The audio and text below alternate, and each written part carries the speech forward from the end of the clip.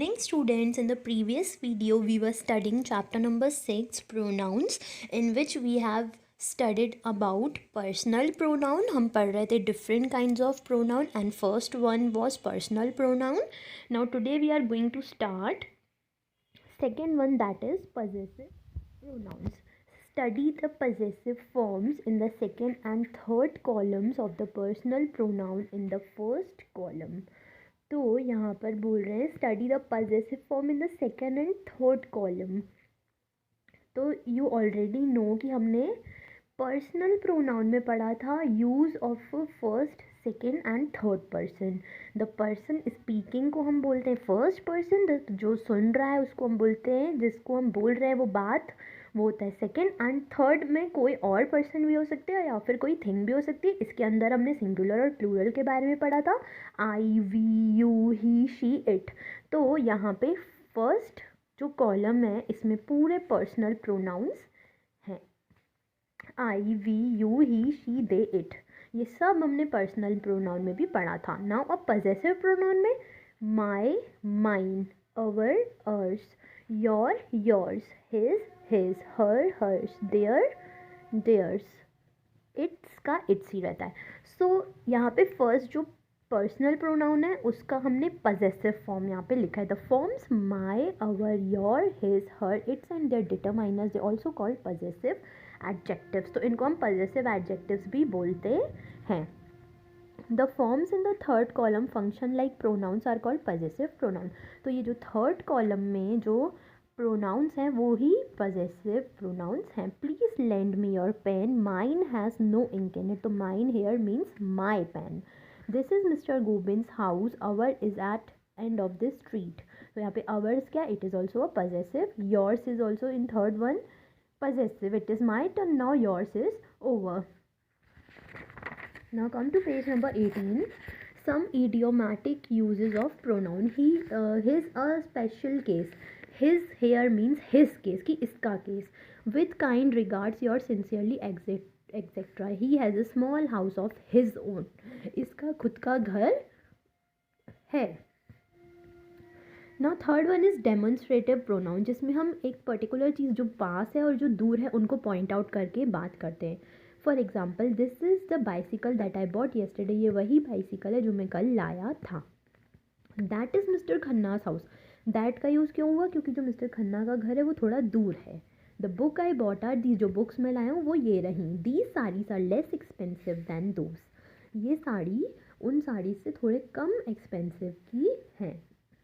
In these sentences, this, that, these and those are used as demonstrative pronoun. तो demonstrative pronoun क्या है, these, that, this, those. This stands for this bicycle. यहाँ पे हम इन्हीं example के बारे में हमें बता रहे हैं कि this bicycle के लिए stand है, that stand for the house, these stand for the books, those stand for the sarees. तो यहाँ पे जब हम कोई चीज़ को पॉइंट आउट कर रहे हैं, अगर वो चीज़ थोड़ा दूर है तो हम दैट और दोस का यूज़ करेंगे.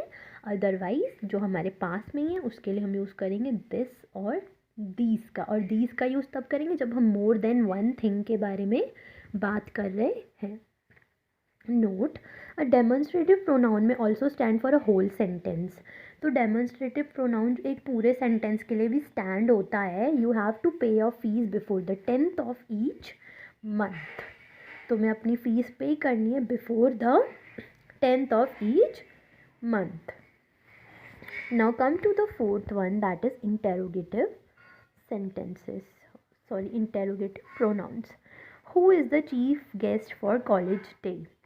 Which is the road to the hospital? To whom did you give the money?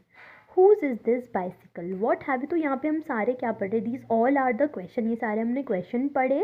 The underlined words in these interrogative sentences are called interrogative pronouns. तो यहाँ पे जितने भी underlined words है उसमें who, which, whom, whose, what, क्या, कैसे, कब, कहाँ बात कर रहे हैं, क्वेश्चन पूछ रहे हैं, इनको हम बोलते हैं interrogative pronoun because they are used in questions.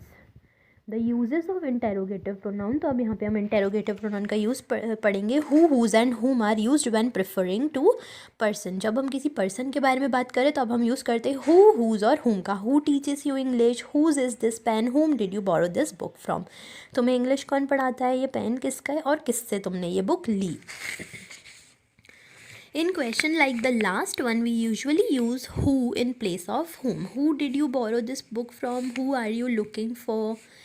Which is used when referring to person and thing. Which का यूज़ तब करते जब हम person या thing के बारे में बात कर रहे हो. Which of you Mr. Kumar's son? Which is your seat? तुम्हारी कौन सी है. जब हम किसी चीज़ के बारे में पूछते कि ये चीज़ क्या तुम्हारी है. What is used when referred to things, professions, ideas, words. What का यूज़ तब होता है जब हम किसी चीज़, किसी प्रोफेशन, किसी आइडिया या किसी वर्ड के बारे में पूछ रहे हों. Whose, which and what का यूज़ तब होता है जब हम इंटेरोगेटिव एडजेक्टिव्स बोलते हैं. Whose bicycle is this? Which pen do you like? What reason have you for your conduct? So इसमें हमने इंटेरोगेटिव प्रोनाउन में पढ़ा how to form a questions. Now in the next video we will continue forward with our reflexive and emphatic pronoun. तब तक आपको you have to remember about these 4 kinds of pronoun.